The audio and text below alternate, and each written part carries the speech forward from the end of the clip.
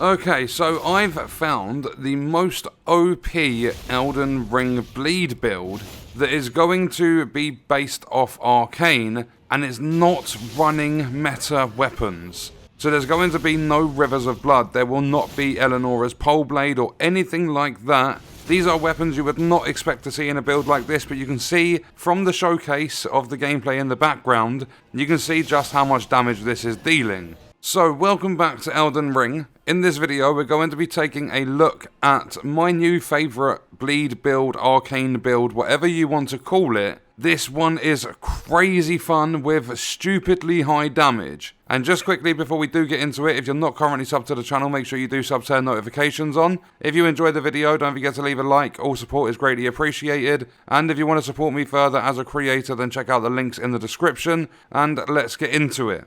So, the very first part of the build is going to be running the Scavenger's Curved Sword. You will see with this one that we do not have the blood affinity. By running so much blood stuff in the build, actually brings the power down a little bit, and you'll see that because I've used the occult affinity, it's scaling with arcane at a B tier, which is really good, and the reason I've chosen this curved sword over any other in the game. The requirements for the main weapons of the build are very low. This is 9 strength and 14 dexterity, because there is going to be quite a bit of dex in the build as well. So you will see that I've used the Seppuku Ash of War. The weapon scales D tier for dex, E for strength and B for arcane, and it's also got an 81 blood loss build up. Then we have the Serpent-God's Curved Sword. I've used the blood affinity for this one. It's also running Seppuku. And even though it scales a lot better with strength, it still scales with arcane because of the blood affinity. So it's got D arcane, B strength and D dexterity.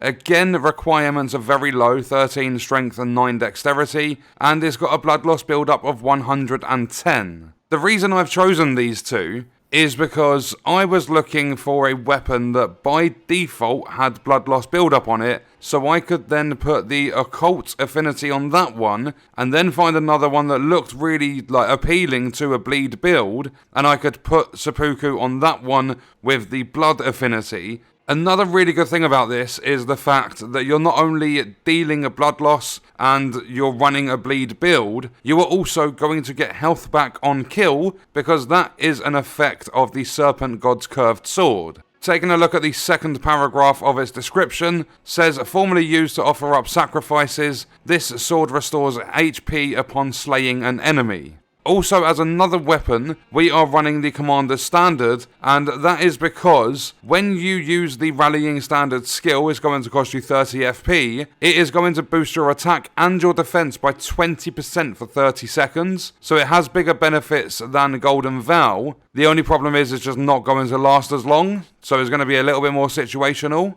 And then in terms of the armor, I recommend running whatever you want, but make sure you have the Raptor's Black Feathers, as this is going to boost your attack power, or essentially just strengthen your jump attacks. You're going to deal more damage when you're jumping around attacking enemies.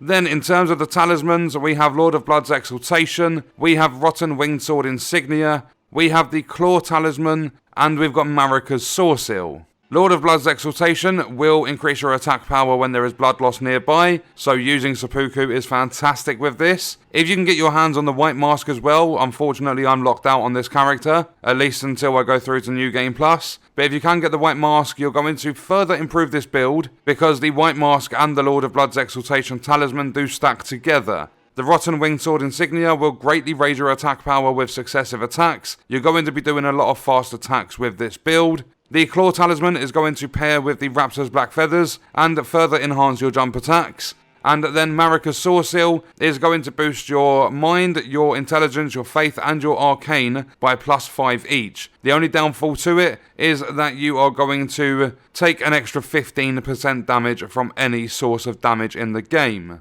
In terms of the Flask of Wondrous Physick, we are running the Dexterity-knot Crystal tier and the Greenburst Crystal tier. With Greenburst, our stamina recovery speed will be a bit faster, and I'm going to boost the Dexterity so that it does affect our weapons and make them that little bit stronger. So you've seen a basic showcase. at Caria Manor. We've gone through the build. Now we'll go through the locations of all the pieces of equipment in the build so you can gather it all together. And this is the how to make the bleed build part of the video. There will be chapters you can skip through if you need to, if you've already got some of these pieces and stuff. And then after that, we'll go to the isolated merchant shack over in Caelid for another showcase and to wrap the video up. So with the Scavenger's curved sword, you are going to need to make your way up to Mount Gelmir. So if you come over and you come to the Bridge of Iniquity, then you come along this wall, you'll find a ladder to make your way up to the first Mount Gelmir campsite. Then if you make your way across over this little bridge here, you will come to an area here where there is a ladder. If you haven't been here before, or if you haven't killed the enemy, is where the grafted scion spawns in. And there is going to be a corpse fairly close to the ladder, and that loot item on that corpse will be the Scavenger's curved sword. Then to get your hands on the Serpent-God's curved sword, you are going to want to make your way to the Lake of Liurnia, and you want to come up here in the ravine, make your way all the way up to Ravine Veiled Village, and you want to climb this massive sort of structure, if you want to call it that. There's like a load of wood, there's little caves in there and everything. And when you get near the top, you will see this sort of section on the right hand side where there's a load of the land octopus enemies. And you've got the baby ones, you've got the big main land octopus. The Serpent-God's curved sword will be behind that land octopus. So take those enemies down, or just run in there, grab the sword and get yourself back out. In order to get your hands on the Seppuku, what you need to do is make your way up to the Freezing Lake. So the Freezing Lake site of grace is right here, up in the mountaintops of the Giants region.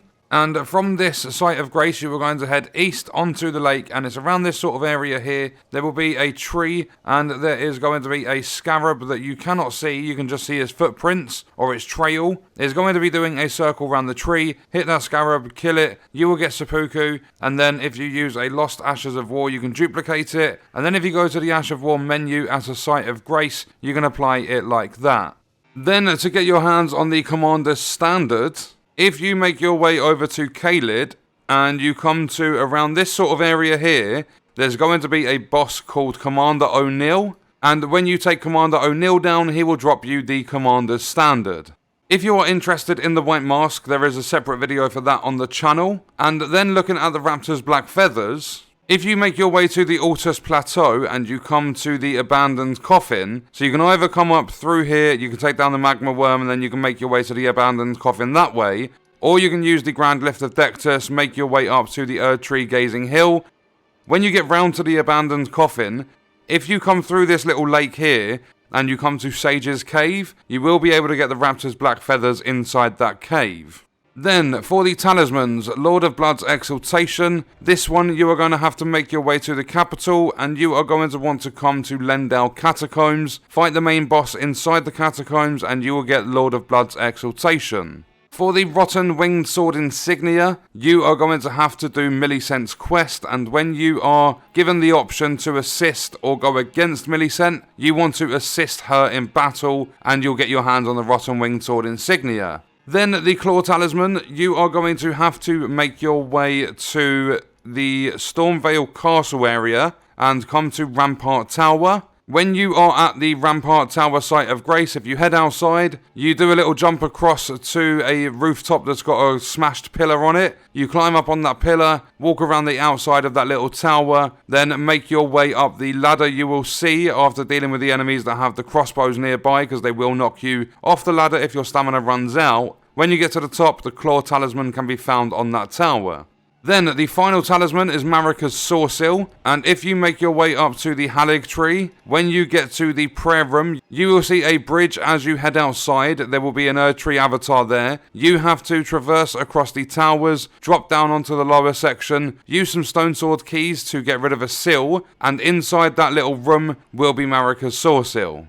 Then from the Flask of Wondrous Physick, if you don't have the Flask, if you're really early in the game, it's going to take you a while to get your hands on this build. But from Gatefront, which is right near the start, if you follow this path and you come up to the Third Church of Marika, your Flask will be there. Then to get your hands on the Dexterity-knot Crystal Tear, if you come over to Liurnia and you come to the lake, if you make your way to Scenic Isle or to Boil Prawn's Shack, this little rock formation here, you will find the Dexterity-knot Crystal Tear there. And then for the Greenburst crystal tier, make your way over to Caelid. And if you come to the Smouldering Church Site of Grace, if you drop down onto the lower section, you come along to this minor Erd Tree, you take down the Erd Tree avatar boss, and you will get your hands on the Greenburst crystal tier. So now over at the Isolated Merchant Shack, what we are going to do is use our Flask, then get out the Commander Standard and switch to two-handed so we can use its skill. Then switch back and two-hand the Serpent-God's Curved Sword. Use Seppuku, then switch back over to our main one. Use Seppuku with that as well. And then we are going to come and attack this dog. And a jumping attack. We haven't actually managed to deal a lot of damage there because we only landed one attack. But if we come over, jump and attack, and that guy is absolutely ruined. Remember with this, you are going to be running the Rotten Winged Sword Insignia, so the more attacks you land, the more damage you are going to deal. And you'll see there a nice 3,500 from one jump and attack, because obviously we have the Raptor's Black Feathers, over 1,000 in that attack. And then if we come over to this guy, and we attack him, you will see that it's very, very easy to deal with enemies. And not only that, every single kill you get, you are getting health back. That's one of the big benefits to this build. That's why I like it so much. It's high damage, it's healing, it's not running meta weapons. I absolutely love it. So that was a look at the build. What we are going to do is leave the video there. Let me know your thoughts and stuff in the comments, and I'll see you in the next one. I hope you guys enjoyed it.